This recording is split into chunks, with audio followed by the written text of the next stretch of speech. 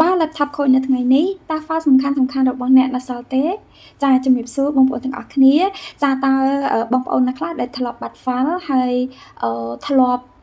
ពិបាកនៅក្នុងការសង្គ្រោះ file របស់យើងត្រឡប់មកវិញចា៎ ចឹងថ្ងៃនេះយើងនឹងចែកម្លែកទាក់ទងជាមួយនឹងការ backup data ចឹងថាតើការ backup data គឺជាអ្វី បងប្អូនមកដឹងទាំងអស់គ្នាចា៎ backup data គឺជាការចម្លងទិន្នន័យសំខាន់ៗទុកទៅកន្លែងផ្សេងទៀតណាបងប្អូន ក្រៅពីនៅក្នុងកុំព្យូទ័ររបស់យើង ដើម្បីយើងអាចយកមកវិញបានប្រសិនបើ laptop ខូចឬក៏ file របស់យើងបាត់ចា៎ ហើយអ្វីដែលយើងមិនចង់បាត់គួរតែ backup ចាគួរតែ backup វាទុកដូចជាឯកសាររូបថតវីដេអូឬក៏ការងារសំខាន់ៗរបស់យើងចាអញ្ចឹងយើងអាច backup ទុកទៅក្នុង external HDD ឬក៏ SSD យើងអាច backup ទុកនៅក្នុង cloud storage ឬក៏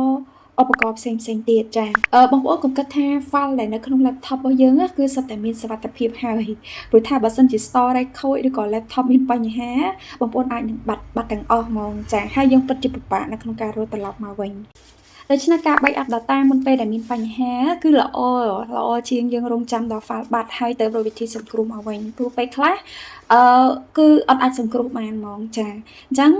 សម្រាប់បងប្អូនអ្នកដែលគាត់ធ្លាប់បាត់ file ចាបងប្អូនអាចនឹងមានបទពិសោធន៍ហើយអញ្ចឹងការ backup data ទៅគឺបងប្អូននឹងដឹងប៉ុន្តែសម្រាប់បងប្អូនដែលមិនធ្លាប់បាត់ file ចាឬក៏ធ្លាប់បាត់ឯកសារដែលសំខាន់ចាបងប្អូនមើលវីដេអូនេះហើយចាបងប្អូនទាំងអស់គ្នាត្រូវការពារចាពីព្រោះថា